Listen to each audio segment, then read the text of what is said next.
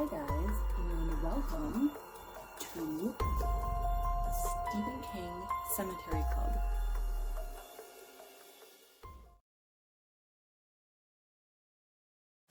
Hi guys, we are on Firestarter, which was published in 1980, and I'll be using the Signet paperback version. So this book is one that I love, and Charlie is actually one of my favorite Stephen King kids. If you know me at all, you know that I don't like children. I don't like them at all. This book is dedicated to the memory of Shirley Jackson, which I find to be adorable. The first section is New York, Albany, and we're dropped right into the action. We have a father and a daughter running away from some men, and we have no idea if they're good or bad. We have no idea what's going on, why they're running, anything like that. So it's kind of like a movie. It's just instantly we're in it. And we find out that the dad is Andy, the kid is Charlie, their last name is McGee, and they are escaping from a government organization called the Shop.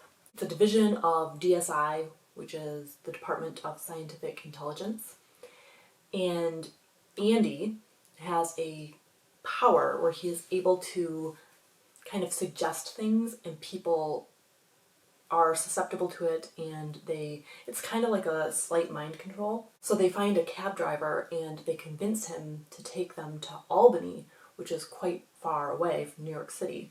And Andy has a dollar bill and he gives it to the cabbie and he says, you know, I'll give you $500 to take us there. And the cabbie sees what Andy is claiming is on the bill, even though it's a dollar bill. He thinks it's a $500 bill. So he willingly takes them. And once Andy does these little tricks, these little kind of parlor tricks, it taps him out. So he gets headaches, he feels sick, and it takes a lot out of him. And he needs a long time to recuperate, especially if he does like a large auto-hypnosis type thing. If he does something very big, he needs more time to recover from it. And the implication is that it's affecting his brain and it's causing like a lot of pressure. So stuff you don't want pressurized is becoming stressed. So your veins and all that stuff, you don't want to have ruptures, you don't want to have anything like that. But it sounds like the more he uses it, the more of a toll it takes on his body, and then he might not recover if he pushes it too far too soon. Andy is currently 34 years old. He's from Ohio, and he has a flashback while he's riding the cab, which is a great way to get us backstory. He has a flashback to college when he's 22, and he is told by a friend that there's a drug experiment being done on college students. The pay is $200, and you have to fill out some forms, and this roommate guy is going to pull a few strings to get Andy's application looked at immediately. The experiment is being run by Dr. Wanless, and there are 12 students doing the experiment. It's supposed to be a double-blind, water versus the actual drug. The drug is called Lot 6, and so half the students are supposed to get water, half of them are supposed to get Lot 6, but in the end we find out that 12 people, so all the people, actually end up getting Lot 6 instead of, you know, this being a real scientific experiment. It's basically a front for this drug testing. And Lot 6 is supposed to be a mild hallucinogenic. And as his roommate Quincy Tremont is explaining it, he says, not CIA, DIA, or NSA, lower profile than any of them. Have you ever heard of an outfit called The Shop? Page 10.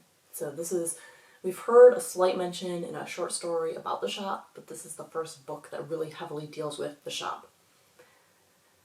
So Andy is going through the explanation lecture for how this drug procedure thing is going to work, and he meets a stunning woman named Vicky, and they go through the experiment together.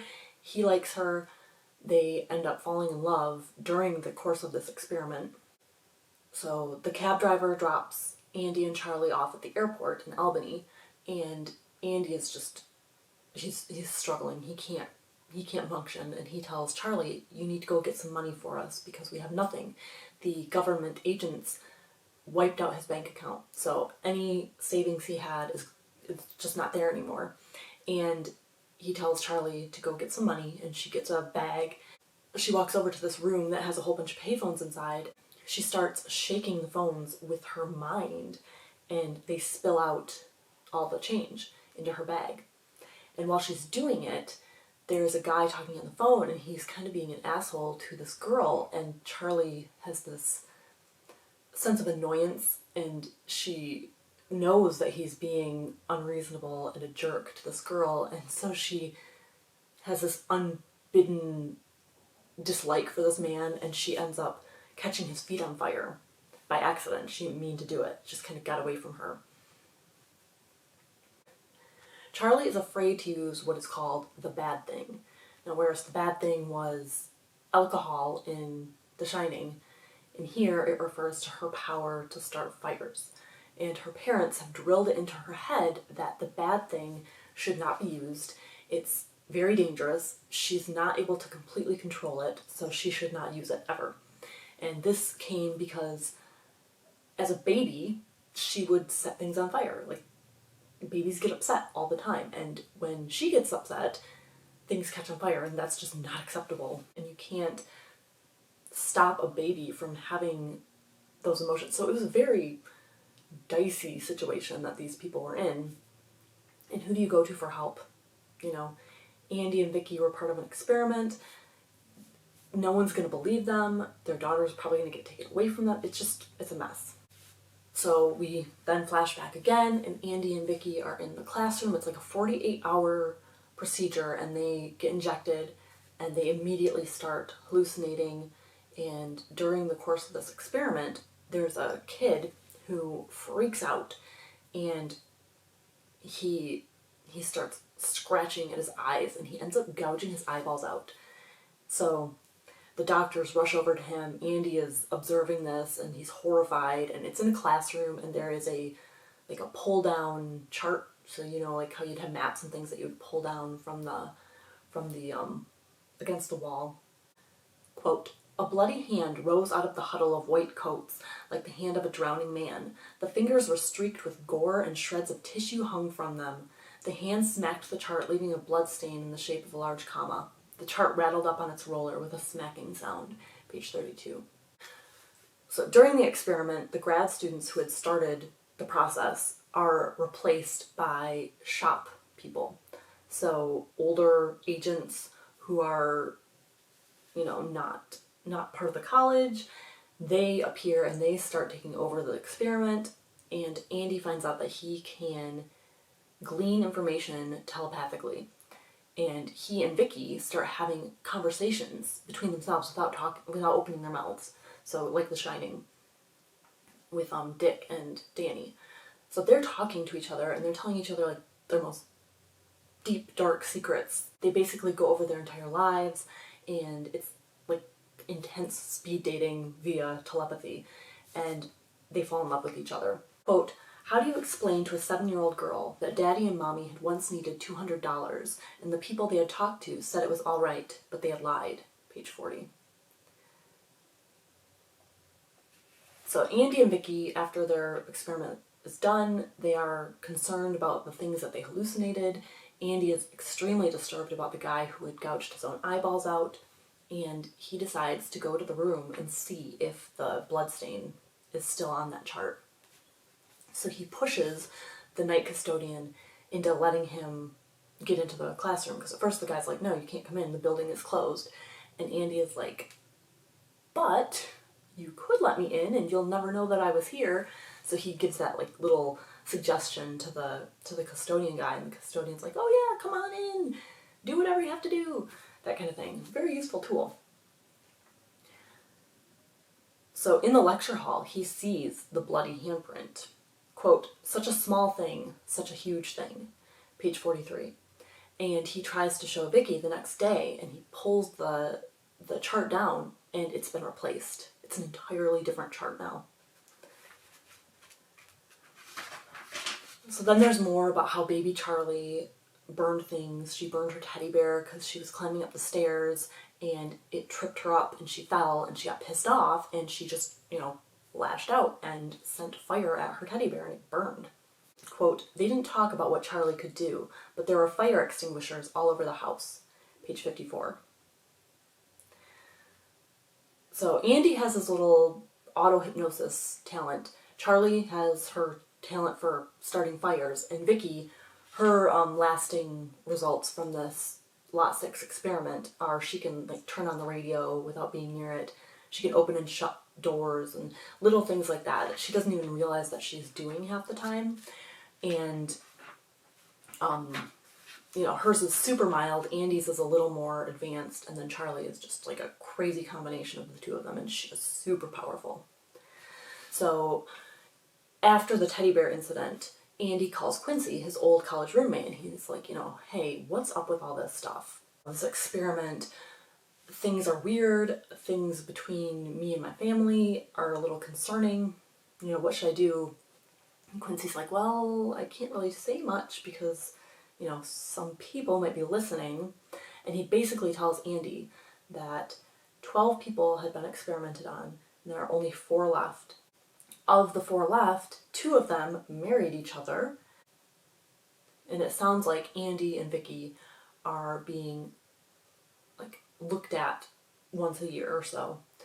They have a yearly surveillance of this family. So Quincy's like, basically, if you guys start exhibiting signs of doing stuff, they're going to be very interested in you, and that's going to be very against your best interest.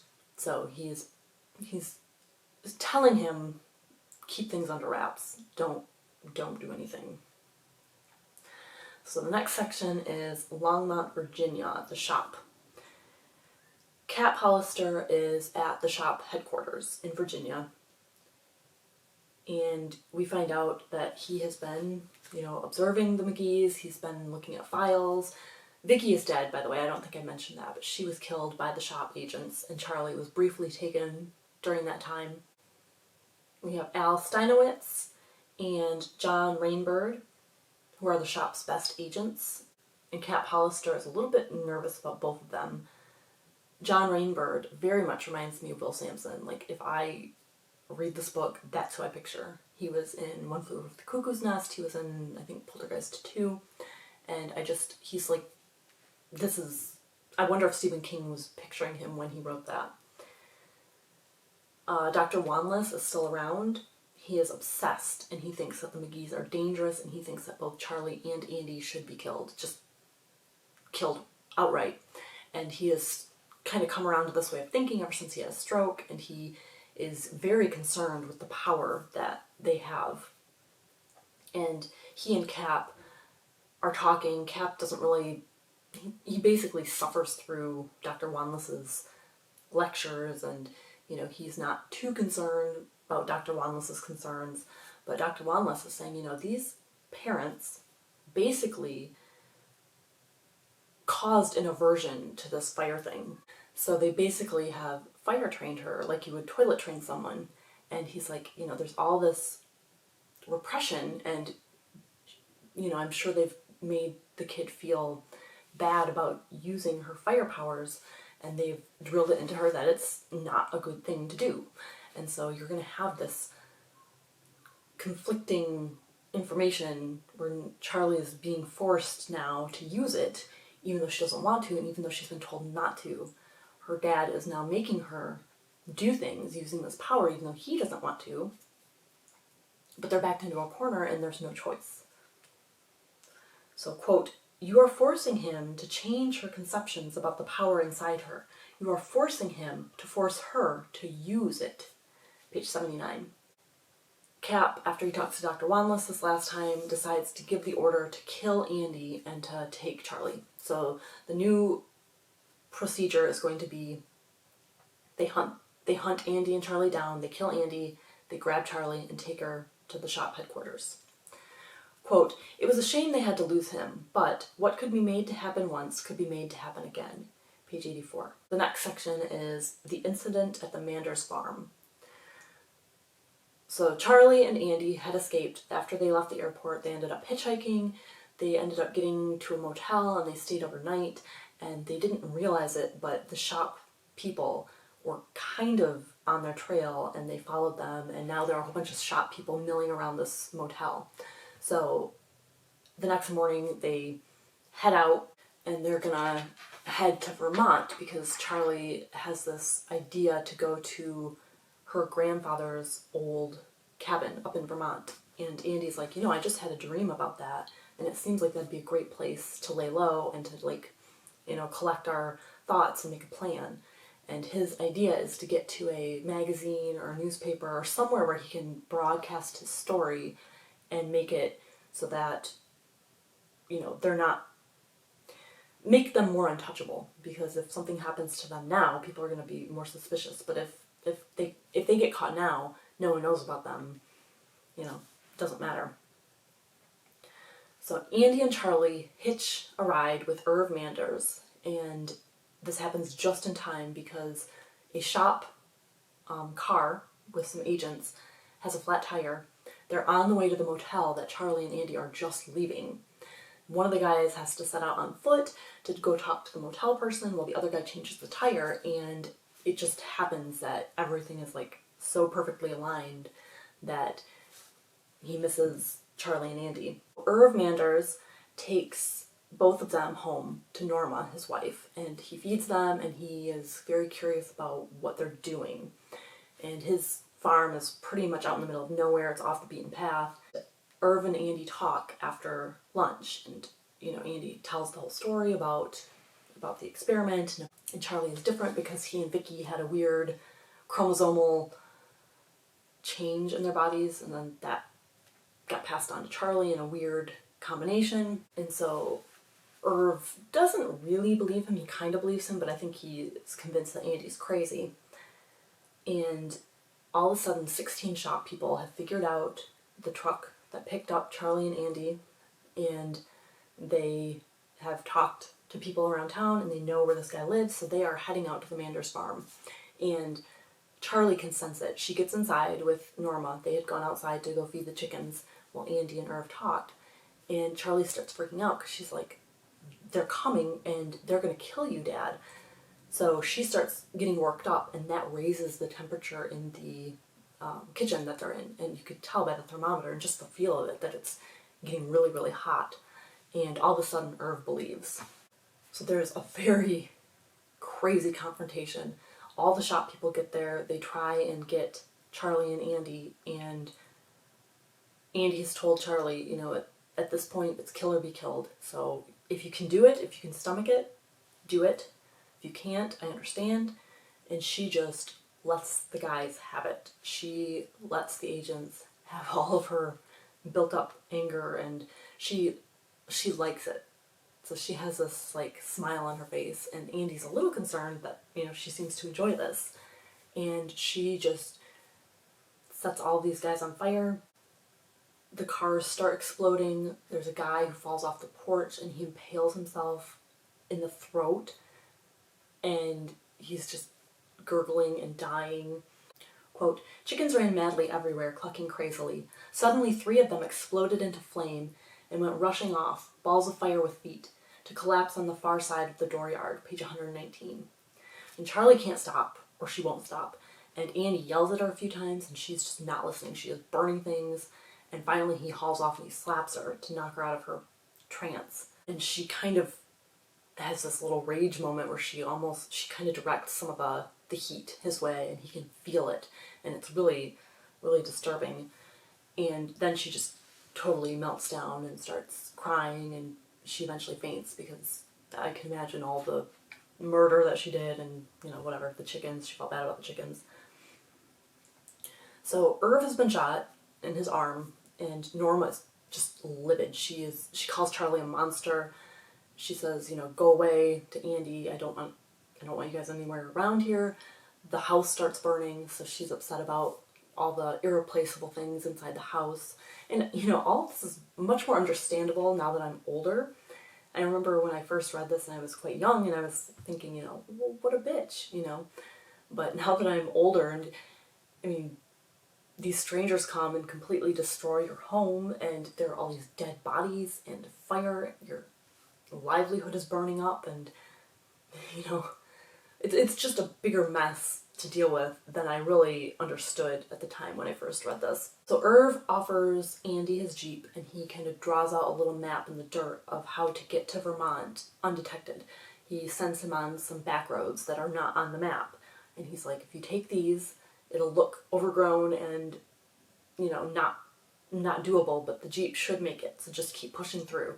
Norma does eventually come around, and she, you know, takes back what she said about Charlie, and she tells Charlie that, you know, you basically did the right thing. So she melts a little bit.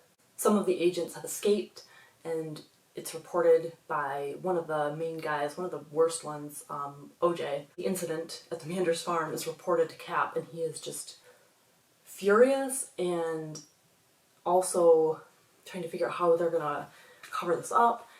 And he is now convinced that Charlie is a much bigger deal than they had realized. They were kind of operating under the assumption that she could do stuff, she could light fires. He did not realize the magnitude of what she can do. And so now they have to be extra cautious, but he still wants to proceed and take her alive and, you know, find out more information about her. So we will leave it there. Have a spooky day.